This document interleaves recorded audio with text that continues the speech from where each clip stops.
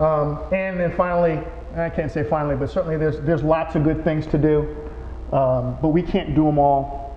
And let's focus on the few things that we can do well. We'll put other things off later on.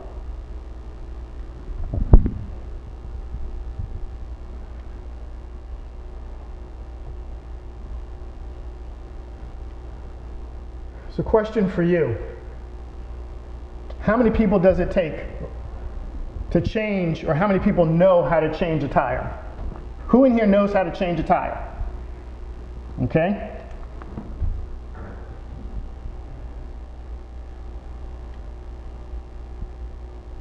So how do you change a tire on a bus when it's moving?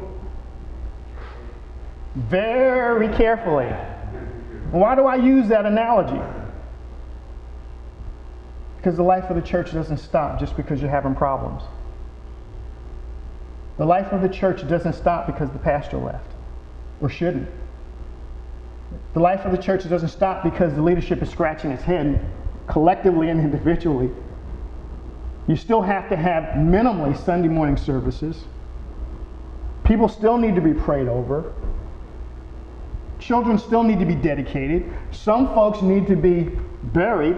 The life of the church doesn't stop. The bus keeps rolling. But the tires need to be changed nonetheless. And that's where we found ourselves. One other thing about that is that in our 20th, 21st century timelines, and maybe even more in some sense of American culture, we have this sense that everything's got to happen fast. And when you read the Bible, it's just full of stories of God moving really slow. Still very sure, but very slow. And when you think, what we would wish for in the course of maybe a year, and God shows stories of, I'll let those people in Israel get put into captivity, and I'll just kind of let them hang out in captivity for quite a long time. In the case of the nation when it was first born in Egypt, 400 years. I think that's a reasonable amount of time, don't you? Before I finally decide I'm going to do something about freeing them. We don't have any concept of God's time frames. And one of the challenges is before us all the time, regardless of whether we're doing this in a church context or even in our own personal lives, is how are we learning to live in a God-centric world versus a man-centric world?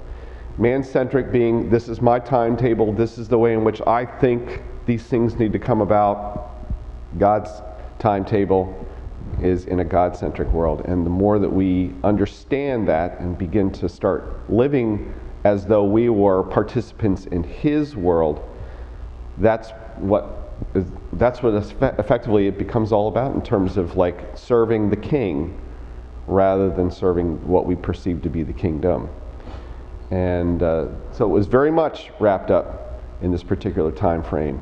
And I was one of those ones that was caught up in all this and trying to figure out, okay, this is going to be interesting to see how this plays out. This was not my first crash and burn of a church that I'd seen, but I was interested to see how this church congregation was going to respond differently than the last, as well as, what is my responsibility in the midst of all this? And the only thing that I would emphasize that Byron has already kind of said, but I'll re-emphasize, is that the first thing that Brian did as the interim pastor, the very first thing that he instituted was one of prayer. That's what we basically re-leveled the playing field by starting with an incredible foundation of prayer that included fasting and all kinds of disciplines around that. And that became essentially the focus for at least the next year, maybe even closer to 2. So here's some other things that we discovered in the wilderness. We don't have to reinvent the mission of the church. We've been around, all of us, all of you have been around, and how many churches spend months, years trying to figure out their mission statement? And we're guilty of that. But to the extent that we create mission statements and pursue missions that are inconsistent with the scriptural mandate, with the Great Commission, we're probably somewhere out in left, right field. We're not in center field where we need to be. We don't have to recreate the mission of the church. It's already been given to us in the last chapter of Matthew. That we need to pursue a biblical model of church rather than an American model. The biblical model of church, from my vantage point, is in Acts 2:42 through 47. An American model of church is the bigger, the better. It's a corporate model. It was not intended to align with the Bible. It was intended to be consistent with the American value of the pursuit of life, liberty, and the pursuit of happiness, which is ultimately a theology of prosperity. That, from my frame of reference, is not a biblical model of church. We don't believe that we should pursue an American model. We believe we should pursue a biblical model and allow God to minister to people. That we believe there's a church for every person, but not every church is right for every person. We don't have to have everybody, and we don't have to be sorely disappointed if you don't want to hang out with us. But we want you to hang out with some other Christians somewhere. We want you to be a part of a community somewhere. If it's us, we praise the Lord, and we're happy to have you. But we don't feel the need to have to pursue everybody in the community if they don't think they're right. We're right for them. And finally, we don't have all of the answers. And we're not going to have all of the answers. There may be some questions that come out of this dialogue that we won't have answers for. I suspect there will be. But like everybody else who offers their lives up to Christ, we're on a journey. And it's going to continue until He calls us home. And part of that journey is about learning. And we believe that God is inexhaustible and that there's always something new to experience and learn in Him.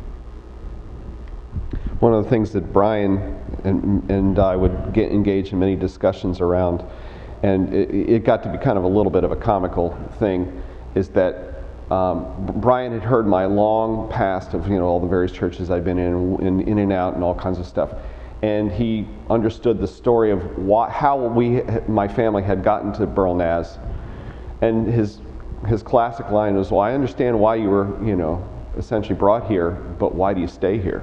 Because all he was admitting is, we have really nothing to offer you. In the context that it's currently, you guys, your family seems like they're destined for some completely different, path than what's going on now. And this is much to Byron's point. Could this church really be relevant to us? And I remember saying to him very specifically, and it's still true today, that no, Brian, we were called to this church.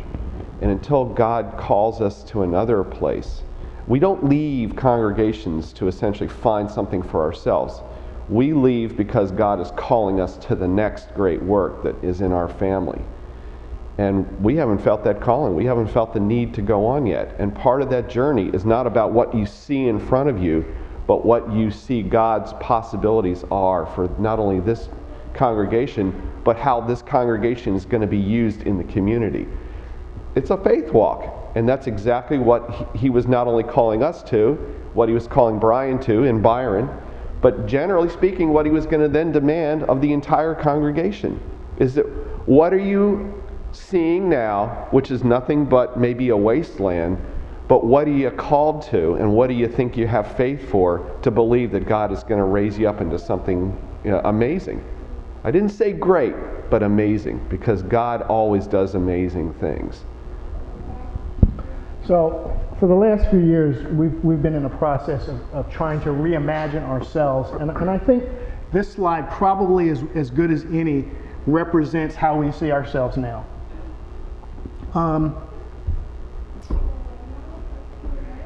There's a couple of themes there. First of all, we like the fact that Snoopy has great imagination. He's not stifled by what other people define as the boundaries of what's possible. He allows his mind to just go. And he pursues what he dreams. He's courageous.